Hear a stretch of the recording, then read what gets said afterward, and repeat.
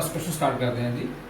Question अपने को है if a1 by a2 not equal to b1 by b2 then pair of linear equations. ਇਹ ਆਪਾਂ ਨੂੰ पेयर ऑफ ਲੀਨੀਅਰ ਇਕੁਏਸ਼ਨ ਦਿੱਤੀਆਂ ਹੋਈਆਂ ਹਨ ਤੇ ਇਸ ਦੇ ਵਿੱਚ ਆਪਾਂ ਨੂੰ ਕੰਡੀਸ਼ਨ ਦਿੱਤੀ ਹੋਈ ਹੈ a1 by a2 not equal to b1 by b2। ਜੇ a1 ਬਟਾ a2 ਕਰੀਏ ਤੇ b1 ਬਟਾ b2 ਆਪਾਂ ਕਰਦੇ ਹਾਂ ਤੇ ਦੋਨੋਂ ਹੀ ਜੋ ਅਨੁਪਾਤ ਹਨ, ਦੋਨੇ ਜੋ ਰੇਸ਼ੋਜ਼ ਹਨ, ਉਹਨਾਂ ਦੀ ਜੋ ਵੈਲਿਊ ਆ ਉਹ ਇਕੁਅਲ ਨਹੀਂ ਆਉਂਦੀ ਹੈ। तो ये जो पेयर ऑफ लीनियर इक्वेशन है रिप्रैजेंट किसनों रिप्रैजेंट करेगा, जेकर पेयर ऑफ लीनियर इक्वेशन के ये वाली कंडीशन हो तो उस पेयर ऑफ लीनियर इक्वेशन में आप किस तरह दियाँ कि किस नाल रिप्रैजेंट करांगे, intersecting lines, parallel lines, coincident lines या none of this. Intersecting lines जो लाइन्स एक बिंदु के उपर एक पॉइंट के उपर कट रही हैं, पैरेलल लाइन्स जिसनों आप कह दें हैं कि जो आपस में कभी भी नहीं मिलनियाँ, जिन्ना मर्जी उसनों अगे या पिछे तुसीं उसनों एक्सटेंड कर लो। तो कोइंसिडेंट लाइन्स है कि जिथे एक लाइन है दूसरी लाइन भी उसके बिल्कुल उपर ही है। तो नन ऑफ दीज मतलब इन्हां विचों कोई भी नहीं। तो जेकर अपने को a1 by a2 not equal to b1 by b2 है तो ये जो पेयर ऑफ लीनियर इक्वेशन है ये तिन्ना विचों किहड़ी ऑप्शन या चारां विचों किहड़ी ऑप्शन आ सकती है आपां चैक करना है। तो ਜਾਂ पंजाबी में इसमें इस तरह रीड करांगे जेकर a1 बटा a2 not equal to b1 by b2। a1 बटा a2 का जो अनुपात है तो b1 by b2 का जो अनुपात है वो अनुपात आपस में बराबर नहीं है तो रेखी समीकरणों का जोड़ा, ये रेखी समीकरण किहड़ियां हैं a1 हैं, a1x b1y c1 बराबर 0, a2x b2y प्लस c2 बराबर 0। तो इस रेखी समीकरणों का जोड़ा की होगा, किसनों दर्शाता है, घाटवीं रेखावां, समांतर रेखावां या संपाती रेखावां, तो जां इन्हां विचों कोई भी नहीं। तो हुण इसका सोल्यूशन देखते हैं, इसका आंसर की आएगा अपने को, तुहानूं डायरैक्टली याद रखना पएगा। पेयर ऑफ लीनियर इक्वेशन आपां नूं पता है जो आपां नूं दित्तियां होईयां हन, इस दे विच जेकर a1 by a2 ते b1 by b2 ਦਾ जो अनुपात है वो आपस में बराबर ना होवे तो अपने को किहड़ियां रेखावां हुंदियां हन, वो हुंदियां हन काटवीं रेखावां। इट मीन अपने को किहड़ा ऑप्शन सही होएगी, intersecting lines. Option A is the right option. जेकर a1 by a2 not equal to b1 by b2 है तो वो जो पेयर ऑफ लीनियर इक्वेशनस है वो किसनों रिप्रैजेंट करेगा, इंटरसैक्टिंग लाइन्स या काटवीं रेखावां। तो कंडीशन अपने को ए वाली है जी। तो आ हम दा नेक्स्ट पार्ट करते हैं जी। नेक्स्ट क्वेश्चन, सेकंड क्वेश्चन इस तरह है जी, if a1 by a2 b1 by b2 a equal हैं बट c1 by c2 की जो वैल्यू है वो इस दे इक्वल नहीं है। a1 by a2 is equal to b1 by b2 but not equal to c1 by c2। Then pair of linear equation represent, ये जो पेयर ऑफ लीनियर इक्वेशंस है ये किसनों रिप्रेजेंट करेगा, इंटरसेक्टिंग लाइन्स, पैरेलल लाइन या coincident line या none of this. तो पंजाबी में इस तरह है जेकर a1 by a2 बराबर है b1 by b2 नॉट बराबर नहीं है c1 by c2 होवे तां रेखी समीकरणों का जोड़ा दर्शाता है किसनों, काटवीं रेखावां, समांतर रेखावां, संपाती रेखावां या इन्हां विचों कोई भी नहीं। तो आओ देखते हैं कि इसका की आंसर हो सकता है। पेयर ऑफ लीनियर इक्वेशन समीकरणों का जोड़ा अपन पता है a1x b1y plus c1 is equal to 0, a2x plus b2y plus c2 बराबर 0। जेकर हम आप इन्हां दा अनुपात लेने हैं a1 by a2 b1 by b2 ते c1 by c2 का आप अनुपात लिया है, तो जेकर इन्हां दा अनुपात a1 a2 ते b1 b2 का अनुपात बराबर है पर c1 by c2 का अनुपात इसके बराबर नहीं है तो वो जो रेखावां होणगियां वो किसनों रिप्रैजेंट करदियां हन, समांतर रेखावां जां उसनूं कहांगे पैरेलल लाइन्स। तो इसकी जो लाइन होएगी या इसकी जो दोनों लाइन्स आएंगियां वो आपस में की होणगियां पैरेलल, वो लाइन्स कभी भी आपस में मिलणगियां नहीं, इसका मतलब इसका कोई भी हल नहीं हो सकता। तो किहड़ी ऑप्शन आएगी, जेकर ए वाली कंडीशन अपने को आ गई है कि a1 a2 बराबर है b1 by b2 but c1 by c2 के बराबर नहीं है तो वो रेखावां होणगियां समांतर या parallel lines. Student next question अपने को है if a1 by a2 is equal to b1 by b2 is equal to c1 by c2, तिने ही जो रेशोज हैं वो आपस में इक्वल हैं, then pair of linear equation represents, ये जो पेयर ऑफ लीनियर इक्वेशन है किसनों रिप्रेजेंट करता है, इंटरसेक्टिंग, पैरेलल, कोइंसिडेंट या नन ऑफ दिस। तो जहाँ पंजाबी में इस तरह पढ़ांगे जेकर a1 by a2 b1 by b2 तो c1 by c2 तिना का अनुपात आपस में बराबर है तो रेखी समीकरणों का जो जोड़ा है वो किसनों दर्शाता है, काटवीं रेखावां, समांतर रेखावां, संपाती रेखावां या इन्हां विचों कोई भी नहीं।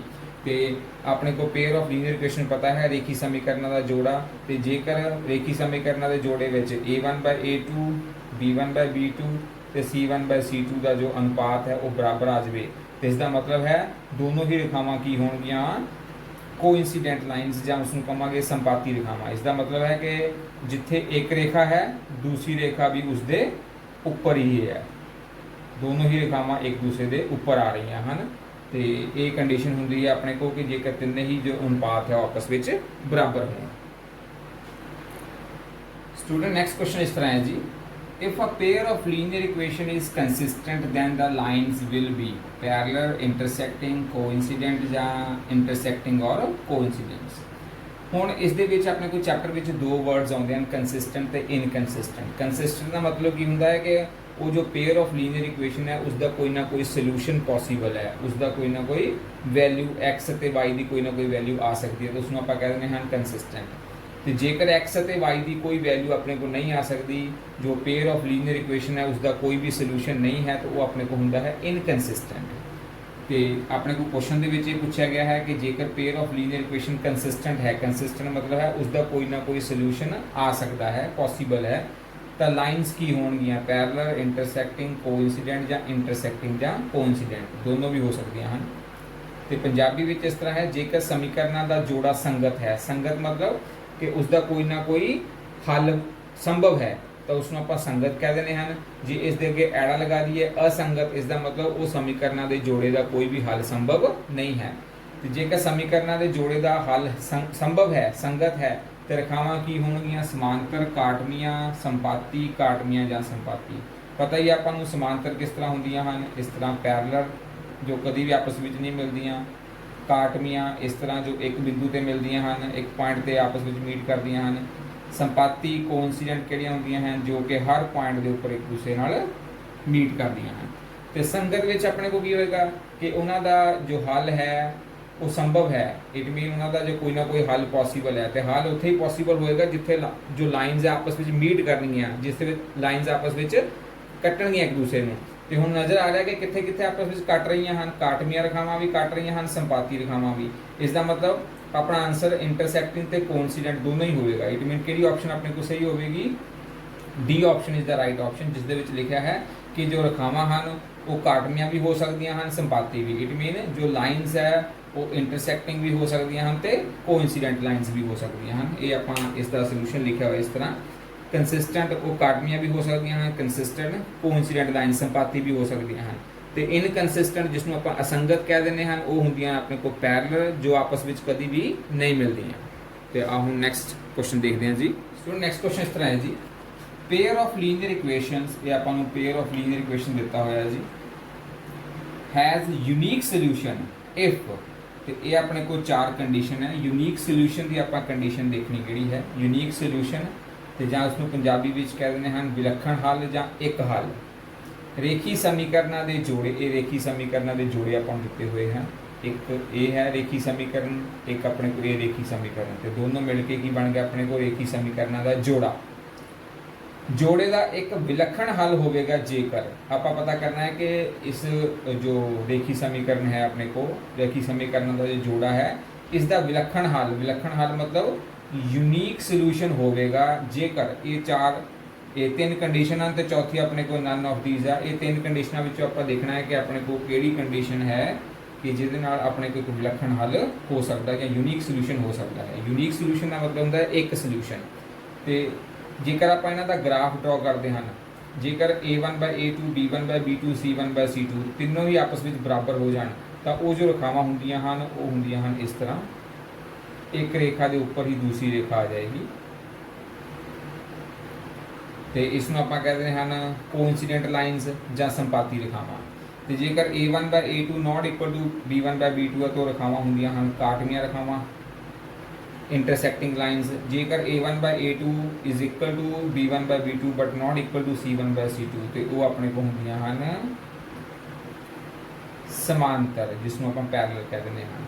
ਤੇ ਆਪਾਂ ਨੂੰ ਚਾਹੀਦਾ ਹੈ ਯੂਨੀਕ ਸੋਲੂਸ਼ਨ। ਯੂਨੀਕ ਸੋਲੂਸ਼ਨ ਦਾ ਮਤਲਬ ਹੁੰਦਾ ਹੈ ਇੱਕ ਹੱਲ। ਯੂਨੀਕ ਸੋਲੂਸ਼ਨ ਇੱਕ ਵਿਲੱਖਣ ਹੱਲ। ਤੇ ਇੱਕ ਹੱਲ ਉੱਥੇ ਆਏਗਾ ਜਿੱਥੇ ਲਾਈਨਸ ਇੱਕ ਜਗ੍ਹਾ ਆਪਸ ਵਿੱਚ ਕੱਟਦੀਆਂ ਹੋਣ ਤੇ ਆਪਾਂ ਨੂੰ ਨਜ਼ਰ ਆ ਰਿਹਾ ਕਿ ਇਹ ਵਾਲੀ ਲਾਈਨ ਇਸ ਪੁਆਇੰਟ ਦੇ ਉੱਪਰ ਕੱਟ ਰਹੀ ਹੈ। ਇਟ ਮੀਨ ਇਹ ਆਪਣੇ ਕੋਲ ਕੀ ਆ ਜਾਏਗਾ, ਜਿਸ ਬਿੰਦੂ ਤੇ ਆਪਸ ਵਿੱਚ ਕੱਟ ਰਹੀਆਂ ਹਨ ਉਹ ਆ ਜਾਏਗਾ यूनिक सोल्यूशन ਜਾਂ ਇੱਕ ਵਿਲੱਖਣ ਹੱਲ। ਤੇ ਇਟ ਮੀਨ ਕਿਹੜੀ ਆਪਸ਼ਨ ਆਪਣੇ ਕੋਲ ਸਹੀ ਹੋਏਗੀ, B option is the right option. So next question ਆਪਣੇ ਕੋਲ ਹੈ ਪੇਅਰ ਆਫ ਲੀਨੀਅਰ ਇਕੁਏਸ਼ਨਸ, ਇਹ ਦੋ ਪੇਅਰ ਆਫ ਲੀਨੀਅਰ ਇਕੁਏਸ਼ਨ ਦਿੱਤੀਆਂ ਹਨ, ਹੈਜ਼ ਨੋ ਸੋਲੂਸ਼ਨ, ਇਸ ਦਾ ਕੋਈ ਵੀ ਸੋਲੂਸ਼ਨ ਨਹੀਂ ਹੋਏਗਾ ਜੇਕਰ ਇਹ ਆਪਾਂ ਦੇਖਣਾ ਹੈ ਕਿ ਨਾ ਚਾਰਾਂ ਵਿੱਚੋਂ ਕਿਹੜੀ ਆਪਸ਼ਨ ਆਪਣੇ ਕੋਲ ਸਹੀ ਹੈ। ਜਾਂ ਰੇਖੀ ਸਮੀਕਰਨਾਂ ਦੇ ਜੋੜੇ ਦਾ ਕੋਈ ਹੱਲ ਨਹੀਂ ਹੋਵੇਗਾ, ਕੋਈ ਹੱਲ ਨਹੀਂ ਹੋਵੇਗਾ ਜੇਕਰ। ਹੁਣ ਕੋਈ ਹੱਲ नहीं है, इसका मतलब है कि ए वाली लाइन तो ए वाली लाइन आपस में, क्योंकि ए इसका भी एक कोई ना कोई अपने को लाइन बन जाएगी ग्राफ के उपर, तो इसकी भी कोई ना कोई लाइन बन जाएगी। तो कोई हल का मतलब है कि ये दोनों ही लाइनस आपस में कभी भी नहीं मिलनगियां। इट मीन ये इस तरह दी लाइनस होंगे, तो इस तरह दी लाइनस की कंडीशन की होंगी है A1/A2 B1/B2 बराबर होंगे, तो C1/C2 बराबर नहीं होएगा। इसका मतलब किहड़ी ऑप्शन अपने को सही होएगी, C option is the right option, जिथे अपने को होएगा नो सोल्यूशन, क्योंकि लाइनस आपस में कभी भी मिलनगियां नहीं, कभी भी आपस में इंटरसैक्ट नहीं करनगियां। तो जेकर लाइनस आपस में इंटरसैक्ट नहीं कर रही हैं तो उस समीकरण के जोड़े का कोई हल नहीं हो सकता। It mean it has no solution. तो किहड़ी ऑप्शन सही है, C option is the right option. So next question अपने गया जी, pair of linear equations, pair of linear equation अपने देते हुए हैव इनफाइनाइट सोल्यूशन। इनफाइनाइट मतलब अनेक अनगिनत हल होणगे, रेखी समीकरणों के जोड़े के अनेक या अनगिनत हल होणगे। अनगिनत या अनेक नूं आपां की कह दिंदे हां इंग्लिश विच इनफाइनाइट। तो वो किहड़ी कंडीशन है जिस दे विच अपने को इनफाइनाइट सोल्यूशन होणगे या अनेक हल होणगे। अनेक हल जिथे वो लाइनस, दोनों ही लाइनस हर जगह ते आपस में कट रही हैं, तो वो अपने को किहड़ी कंडीशन है ये देखो जी। जिथे एक लाइन है दूसरी लाइन भी वो ऊपर ही है, इट मीन वो लाइनस हर जगह ते आपस में कट रही हैं। तो कंडीशन अपने को आएगी A1/A2 is equal to B1/B2 is equal to C1/C2। जेकर तीनों ही जो रेशोज हैं, तीनों अनुपात आपस में बराबर हो जाए तो उस समय वो पेयर ऑफ लीनियर इक्वेशन के की होंगे हैं, इनफाइनाइट सोल्यूशन होंगे हैं। इट मीन किहड़ी ऑप्शन सही है अपने को, A option is the right option. So next question अपने को है इफ सिस्टम ऑफ इक्वेशन, ये सिस्टम ऑफ इक्वेशन अपन दिता है, दो इक्वेशंस दित्तियां हैं, has infinitely many solution then के, आपां के की वैल्यू फाइंड आउट करनी है। ध्यान नाल देखो इत्थे के नज़र आ रहा है इस इक्वेशन के विच, तो ये के की आपां वैल्यू फाइंड आउट करनी है। ये दोनों ही जो इक्वेशंस हैं इन्हां दे इनफाइनाइटली मैनी सोल्यूशनस हैं। तो जेकर समीकरणों के जोड़े, एक ये समीकरण है, एक अपने को ये समीकरण है, इस दे विच आपां किस दी वैल्यू फाइंड आउट करनी है, के दा मुल पता करना है। ये समीकरण जोड़े के अणगिनत रूप में अनेक हल होणगे तो के दा मुल की होगा। ये अपने को चार ऑप्शन दित्तियां हैं। तो सब तो पहला आपां जो भी इक्वेशनस हैं उसनूं आपां लिख लिया है। हुण आपां नूं पता है कि इस दे विच कंडीशन की हुंदी है, अनेक हल इनफाइनाइटली मैनी सोल्यूशन दे which A1/A2 is equal to B1/B2 is equal to C1/C2। ये A1/A2 है, ए B1/B2 है जी, तो ये अपने को आ गया है C1/C2। तिना की वैल्यू इक्वल है। आप पहले दो नूं लैके चलना है, A1/A2 तो B1/B2 नूं आपां लैके चलते हैं 2/4 तो 3/K। इसनूं हुण आपां क्रॉस मल्टीप्लाई कर देना है 2K, इधर अपने को आएगा 3 × 4, 2K 3 × 4 ना मल्टीप्लाई करेंगे 12। इट मीन 2K है 12 के इक्वल आ गया है। K किस दे इक्वल टू आ जाएगा, 2 के नाल इसनूं डिवाइड कर देना है, तो 2 के नाल 12 कटिया जाएगा, 6 आ जाएगा। इट मीन K की वैल्यू अपने को आ गई है 6। It mean D option is the right option. So next question अपने को है इफ लाइन्स रिप्रेजेंटिंग इक्वेशन, ये दो लाइन्स अपन लिखी हुई हैं, KX - 6Y is equal to 5 and x + 3y is equal to 1 are parallel. जेकर ये दोनों ही लाइन किस नूं रिप्रेजेंट कर रही हैं, पैरलल लाइनस नूं, दैन द वैल्यू ऑफ के की वैल्यू आपां फाइंड आउट करनी है। जेकर समीकरण, ये दो समीकरण दा जोड़ा समांतर रेखावां नूं दर्शाउंदा है तो के दा मुल की होवेगा। ये चार ऑप्शन आपां नूं दित्तियां होईयां हैं। तो सब तो पहला आपां नूं जो इक्वेशनस हैं उसनूं आपां लिख लेना है ऊपर नीचे। तो इत्थे x दे अगे कोई नंबर नहीं है, इसका मतलब उसका नंबर किहड़ा होएगा 1। ਤੇ ਕਿਹੜੀ ਕੰਡੀਸ਼ਨ ਹੈ ਪੈਰਲਲ। ਪੈਰਲਲ ਮਤਲਬ ਪੰਜਾਬੀ ਵਿੱਚ ਇਸ ਨੂੰ ਆਪਾਂ ਕੀ ਕਹਿੰਦੇ ਹਨ ਸਮਾਂਤਰ ਰੇਖਾਵਾਂ।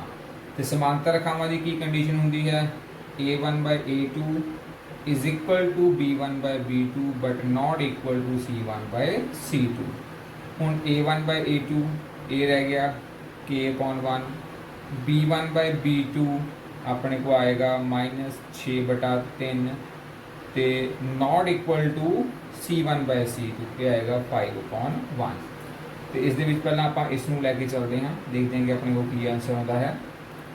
k upon 1 is equal to -6/3 ਤੇ ਜੇ 3 ਦੇ ਨਾਲ ਇਹ 6 ਕੱਟਿਆ ਜਾਏਗਾ -2, k upon 1 k ਹੀ ਆ ਜਾਏਗਾ, k is equal to -2 ਤੇ ਇਹ ਦੇਖੋ ਇਹ ਆਪਸ਼ਨ ਆਪਣੇ ਕੋਲ ਹੈ ਵਿੱਚ k is equal to -2 ਅਤੇ first option is the right option ਕਿ ਜੇਕਰ ਸਮੀਕਰਨਾਂ ਦੇ ਜੋੜੇ ਦਾ ਪੈਰਲਲ ਹਨ। ਪੈਰਲਲ ਦਾ ਮਤਲਬ ਹੁੰਦਾ ਹੈ ਕਿ ਇਹਨਾਂ ਦਾ ਕੋਈ ਵੀ ਹੱਲ ਨਹੀਂ ਹੈ।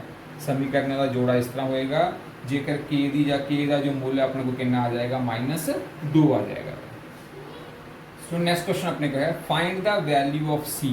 c ਦੀ ਵੈਲਿਊ ਆਪਾਂ ਪਤਾ ਕਰਨੀ ਹੈ for which the pair of equation, ਇਹ ਆਪਾਂ ਨੂੰ ਦੋ ਇਕੁਏਸ਼ਨ ਦਿੱਤੀਆਂ ਹਨ, हैज़ यूनीक सोल्यूशन कि इस दे विच आपां c की वैल्यू फाइंड आउट करनी है। c का मुल पता करो जिस लिए समीकरण एक समीकरण इक्वेशन ये दी है, एक इक्वेशन आपां नूं ये दी है, एक विलक्षण हल होगा। एक विलक्षण हल का मतलब होता है यूनीक सोल्यूशन, एक सोल्यूशन होगा। तो पहला जो इक्वेशनस आपां दित्तियां उसनूं आपां लिख लेना है। हुण अपने को कंडीशन की होंदी है यूनीक सोल्यूशन लई a1 by a2 not equal to b1 by b2। ਹੁਣ ਧਿਆਨ ਨਾਲ ਦੇਖੋ a1 by a2 ਆਪਣੇ ਕੋ ਕੀ ਹੈ c